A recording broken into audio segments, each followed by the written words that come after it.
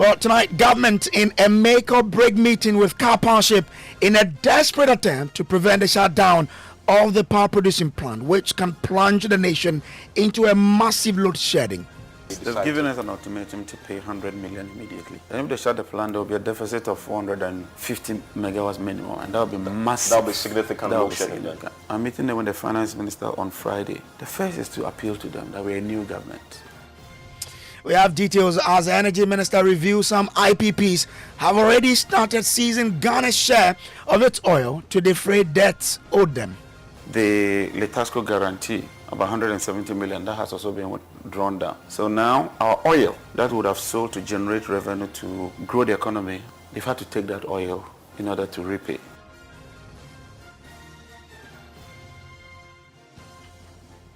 We have details of all of these, plus speak to energy experts on this particular development here on Top Story. Always brought to you by Telecel, connecting energies and holy insecticide spray and coil. Enjoy a holy sleep.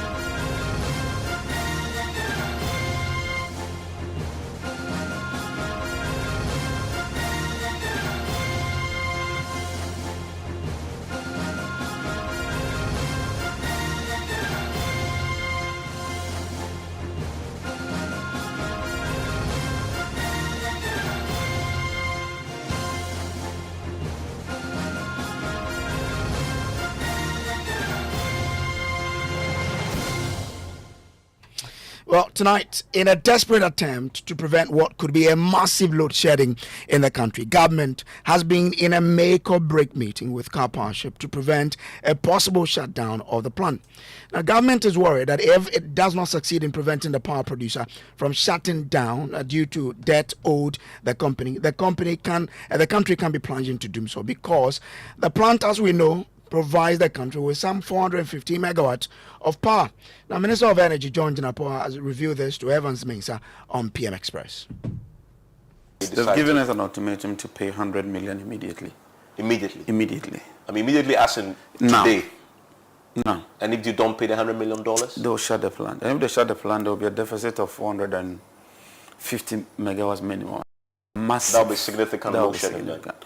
As we speak, occasionally, when we have a challenge, like I say, sometimes you run a deficit of about 90 or 120, but immediately you bring a plan to cover.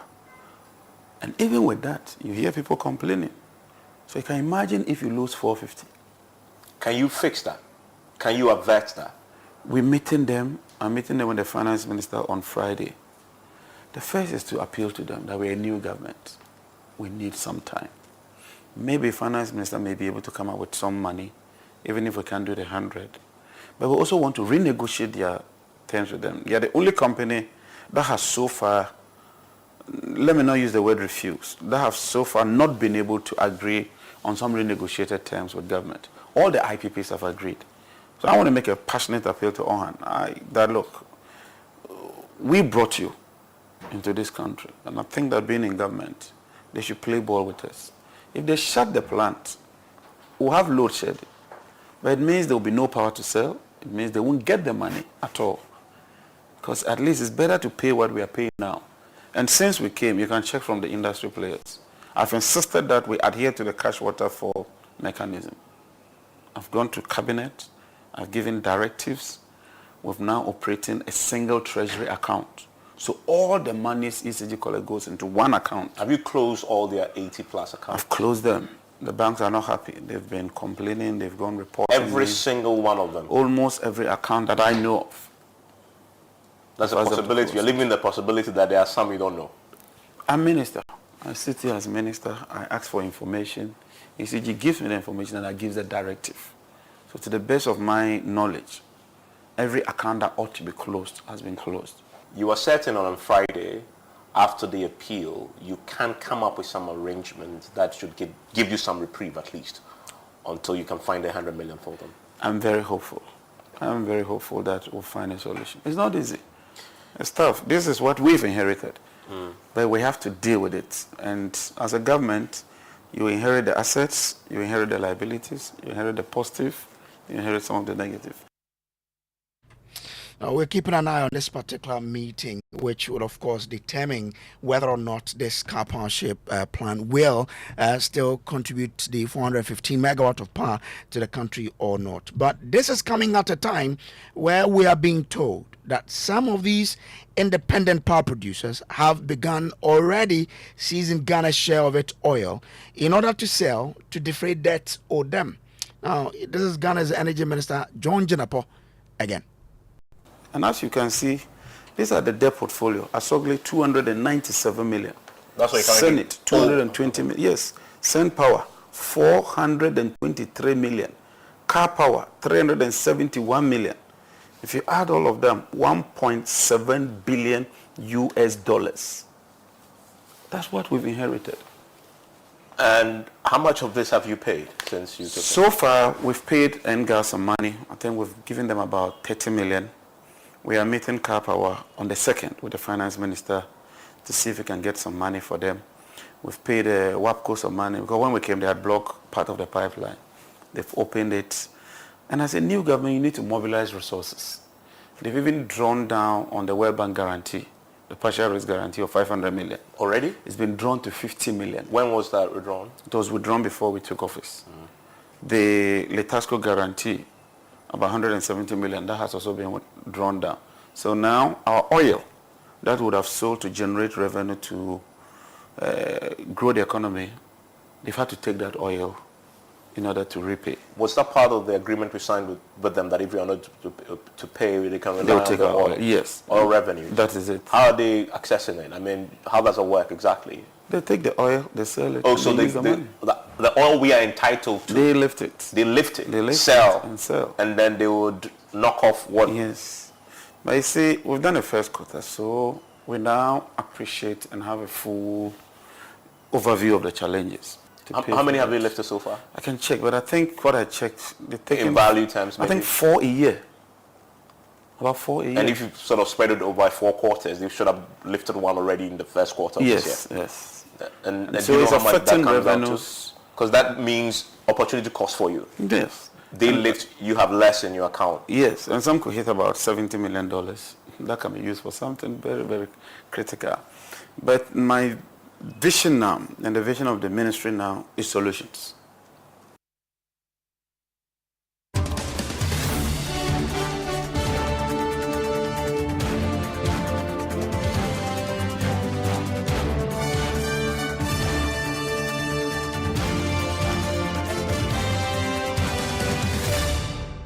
This is Top Story, as always, brought to you by Telecel and Holy Insecticide Spray and Coil. Let's bring in Ben Boache, who is Executive Director of the African Center for Energy Policy.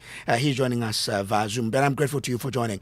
Now, is this a normal practice that entities can take over a sovereign country's oil and sell to defray debts? Thanks for having me. I think it's even strange for us to hear this. The law is clear that every revenue due the state shall be paid into the Petroleum Holding Fund.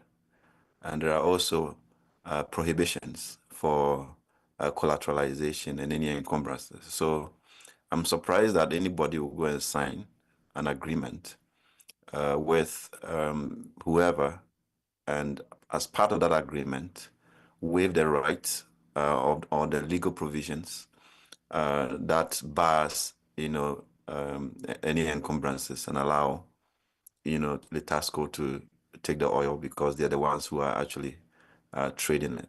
That is against the law. In fact, if you read the particular provisions, Letasco itself may be breaching the law by their actions, because the law requires that if you are an entity that is supposed to pay petroleum revenues, either tax, royalty, or any crude liftings, the law says you shall pay into the Petroleum Holding Fund. So you don't even give the money to anybody, not even GRA.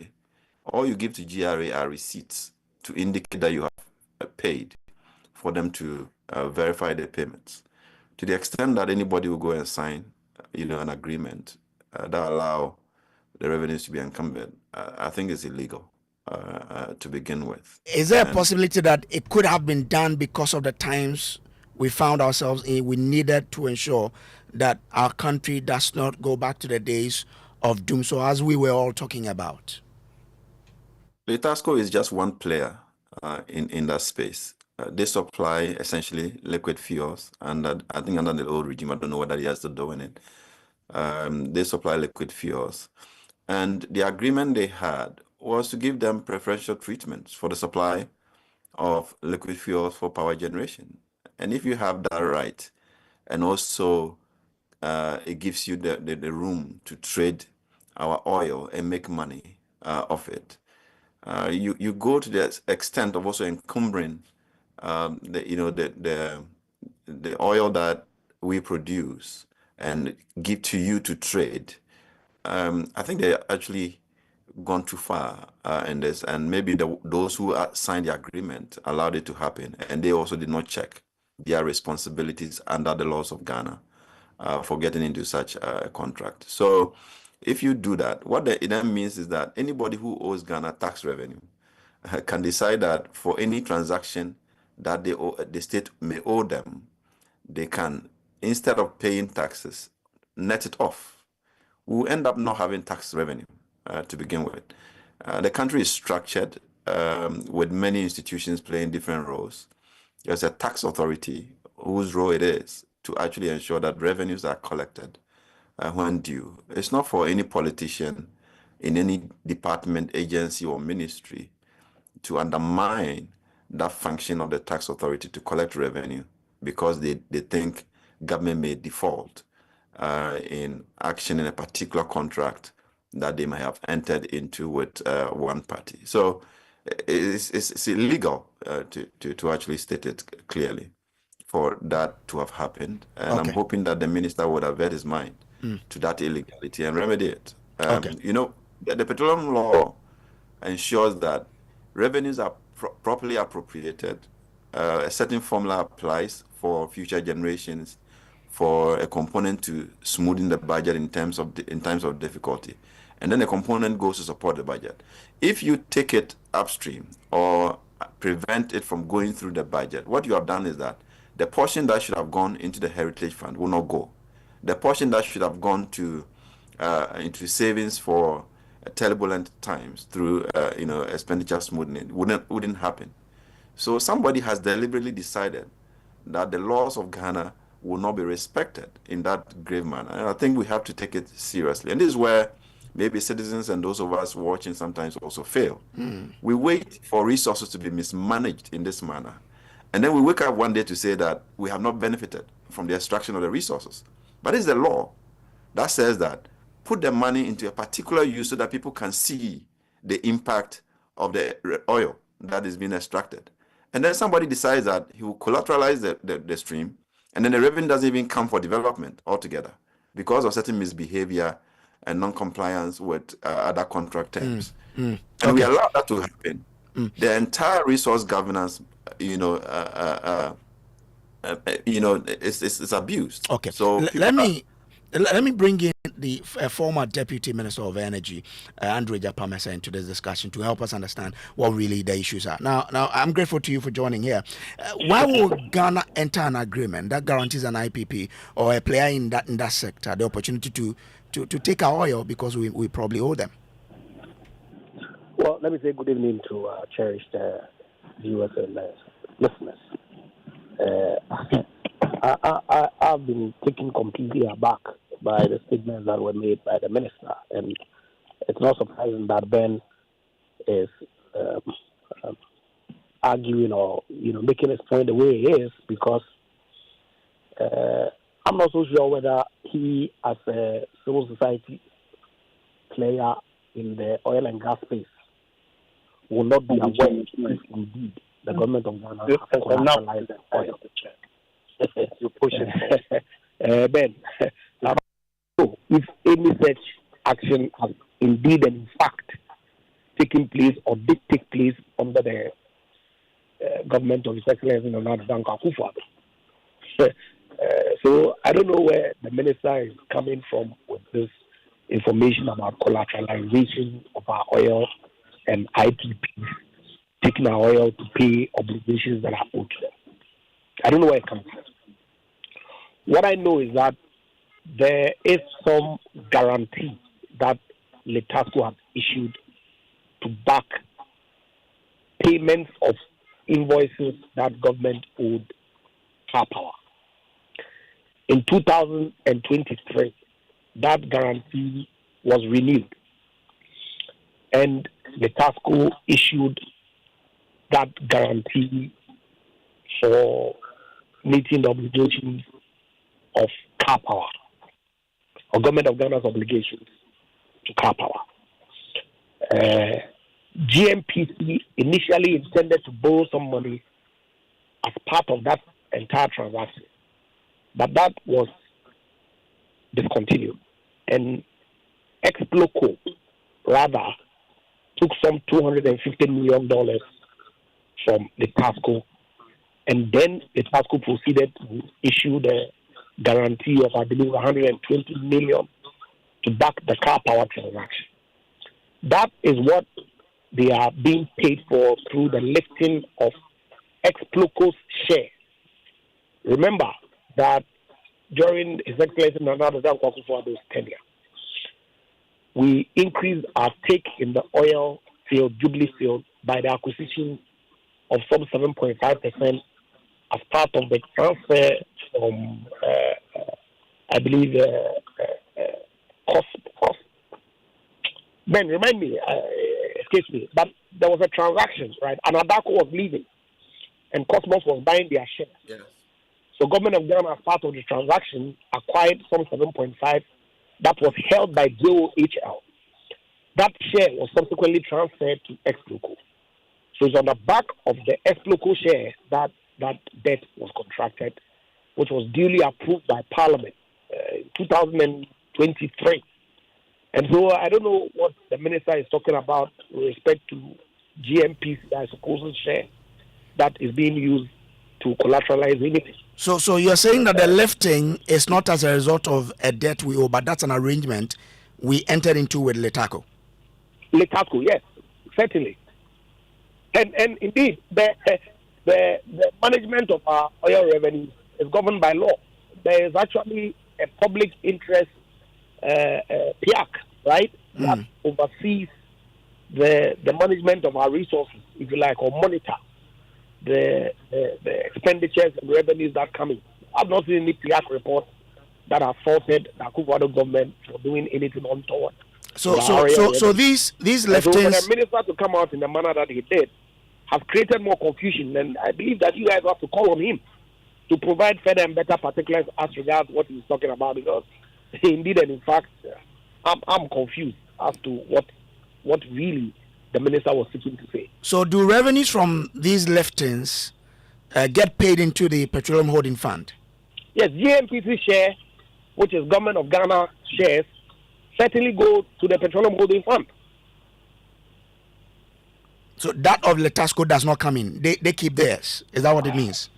But of course, I mean, look, we need to get details, and I don't have it now, of the ex-local debt and the repayment terms, okay? But I know that Parliament approved, in fact, it was part of the 2023 work program of GMPC, where they indicated that they wanted to borrow, I believe, 550 million. And also the guarantee altogether came to about 720. Subsequently, the figure was reduced to about 450. Okay, some loan that they were contracting from Letasco and the refinancing of the guarantee that they had issued to support the Karpower transaction. I'm saying that in itself, in December of 2023, came to Parliament and it was approved duly. Okay. So I don't know what the minister is talking about. Okay. And like I said, that transaction itself was discontinued.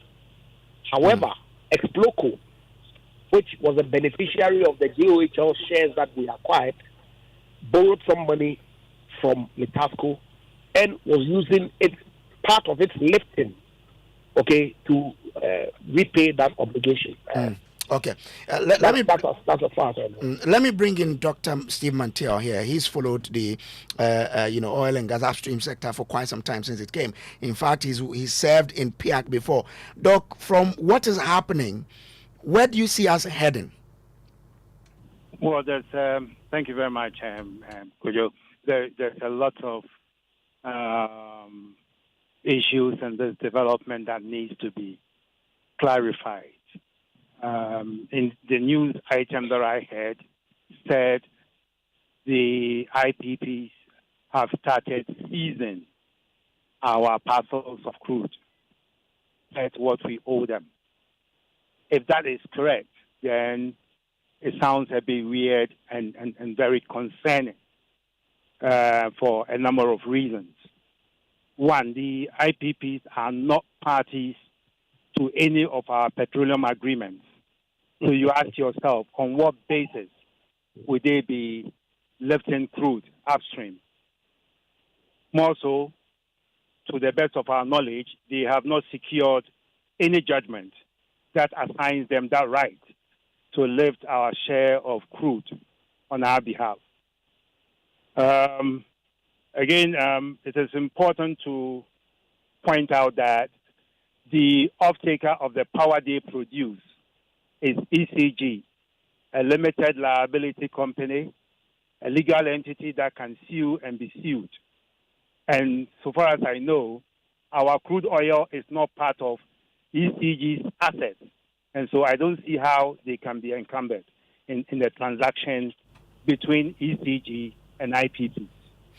So if it's true that some of these IPPs have started lifting our oil, who must we hold accountable for this, and how do we progress from there? Yeah, so the sense I get is that somebody must have negotiated.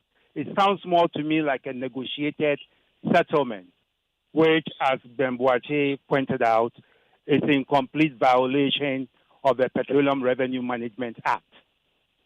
Because the Petroleum Revenue Management Act insulates petroleum revenues from such encumbrances. The only exception being the annual budget funding amount and what accrues to the sinking fund, because the sinking fund was set up purposely for debt repayment. Other portions of the revenue, such as GMP equity financing and what goes into the heritage and the stabilization fund, are all insulated by the PRMA. So whoever went into that negotiated settlement to use our crude oil lifting is in breach of the law and must suffer consequences. And how do we get there? Should that be the responsibility of PIAC seeing it, or Parliament must come in? Well, PIAC's mandate only is to assist Parliament. So yes, in terms of the information, the data and all that, PIAC can assist. But it becomes the responsibility of Parliament to hold the executive to breaches of the law that they themselves passed. But grateful to you. Let me bring in Ben Boache. Ben, so what's your expectation? What should happen now?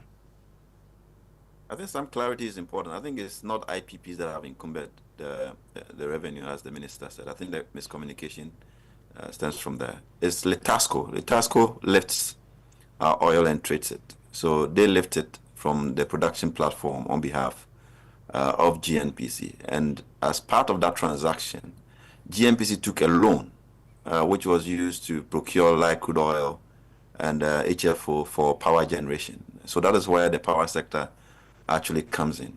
But getting the clarity from the former deputy minister on, where this transaction all fits, that is using GOHL asset to actually securitize that investment. It brings back the conversation that we started, where government money, tax revenue, was used to acquire the asset, and that asset was given to another state entity called Esploco, and government decided that the revenues will not come into the petroleum revenue law or the petroleum holding holding fund. Yeah, exactly, and therefore Exploko can use the money as it pleases, and that's where the confusion actually comes. And maybe we also renege and not sue government for not bringing that revenue under the Petroleum Revenue Management Act, which enabled them to do what they are doing. And now we're seeing how the entire stream is being encumbered by Letasco, and it clearly defeats the whole essence of the state participation in the sector. I mean, so your point is that the minister made a mistake with who exactly is lifting Ghana's oil. It's not a mistake of who. It's the transaction that actually allows them to encumber the revenue. And I want a clarification in terms. The minister said some IPPs, but you say there could be a mistake in communication there. It is Letasco, right? I'm sure he was clear, but maybe the lines and the sentences that he string together maybe confused everybody who interpreted it. Once Letasco is mentioned, everybody who understands how the setup works knows that Letasco is not an IPP. They are, a trading company, a crude oil trading company. So it couldn't have been an IPP that encumbered the resources. So it's Letasco that has done it. And it brings back the conversation about how we treat any participation of the state in the sector, especially when the state is the one that is funding it. If the state is funding an oil operation, then the law requires that all the revenues come under the Petroleum Revenue Management Act for us to judiciously use that resources. And this is where the Exploko angle is being used to circumvent the law, to circumvent the Petroleum Revenue Management Act. And we need to act quickly to avert an escalation of that kind of behavior. Okay, all right. I'm grateful to you. Let me just take a concluding remark from Lawyer Mensah. You have been in that office. What must the ministry do? Look, let's call a spade, right? The penchant of the minister throwing out matters that really is my friend. So I don't want to use words that, really... as far as I'm concerned, there's really no issue. Look, we can have a debate on whether local funds ought to come into the Petroleum Holding Fund and all of that. But as far as I'm concerned, this Letasco transaction was a refinance. It's been in place since, I believe, 2015. Okay? They provide guarantee for government on behalf to secure payments to Car Power. Okay, it's been refinanced 6 times. Exploko being a commercial entity, as to whether their funds ought to come into the Petroleum Holding Fund or not, as far as I'm concerned, is neither here nor there. Government share, which is held by GNPC, is what comes into the Petroleum Holding Fund. No encumbrances have been placed on that. There's Exploko, a commercial vehicle owned by GNPC, that has gone into this transaction. Nothing untoward has happened as far as I'm concerned. But if the law says all revenues from our oil should be paid into the holding fund... But all the revenue that is due the state on the GNPC is paid into the Petroleum Holding Fund. There's been no encumbrance. And like I said, the local transaction was approved by Parliament as part of the work program of GNPC in 2023. I'm grateful to you, Lawyer Andrew Ejapa Mensah. This is where we would have to leave it. This has been Top Story, brought to you by Telecel Connecting Energies, Insecticide Spray and Coil. Enjoy a holy sleep. Thanks to you, Dr. Steve Montoya, as well. He joined us on these conversations too. And also to Ben Boache. My name is Samuel Braze. Up next is Ghana Connect with Kweku Asante.